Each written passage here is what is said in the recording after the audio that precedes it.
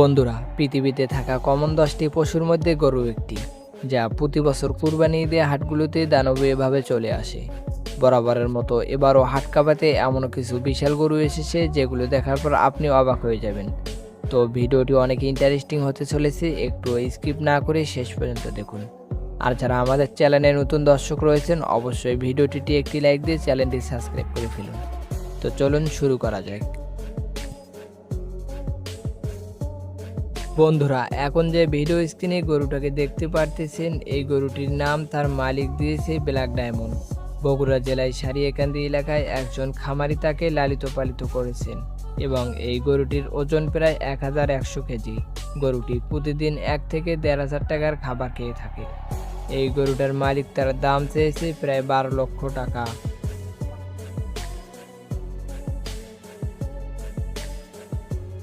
এরপর এই গরুটাকে দেখুন, এই গরুটির নাম তার মালিক দিয়েছেন বাহুবলী। সাভারের একটি অন্যতম খামারের সবচেয়ে বড় আকর্ষণ হলো বাহুবলী। এর বিশাল চওড়া বুক আর উঁচু কুচ দেখে কেউ কেউ ভয় পেয়ে যায়। এর ওজন 1300 কেজি ছড়িয়েছে।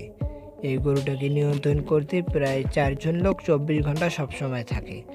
এই গরুটার দাম তার মালিক চেয়েছেন 18 লক্ষ টাকা।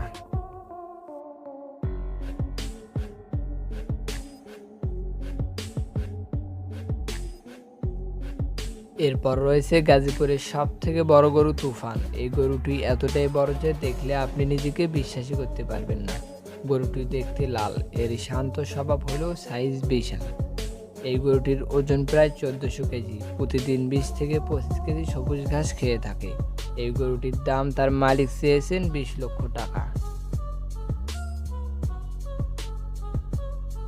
বন্ধুরা, এখন যে ভিডিও স্ক্রিনে গরুটাকে দেখতে পারতেছেন, এইটার নাম হলো সম্রাট। এই গরুটার ওজন প্রায় 2500 কেজি এবং এই গরুটি দিনে 3 থেকে 4,000 টাকার খাবার খেয়ে থাকে। এই গরুটির দাম চাওয়া হয়েছে প্রায় 25 লক্ষ টাকা।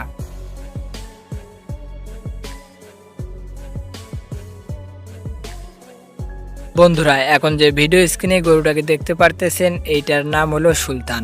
এই গরুটি ঢাকায় একটি খামারে একজন লালিত পালিত করেছেন। এই গরুটি এক ধরনের ফ্রিজিয়ান জাতের গরু। এই গরুটির ওজন প্রায় 200 কেজি।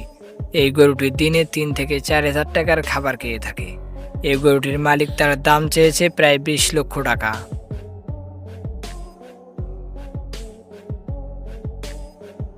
বন্ধুরা, এখন যে ভিডিও স্ক্রিনে গরুটাকে দেখতে পারতেছেন, এইটার নাম হলো বাংলার ডন। এই গরুটার ওজন প্রায় 5,500 কেজি এবং এই গরুটার দাম চাওয়া হয়েছে প্রায় 30 লক্ষ টাকা। বন্ধুরা, এই ছিল আমাদের আজকের ভিডিওটি কীরকম লেগেছে অবশ্যই কমেন্টে লিখে জানাবেন।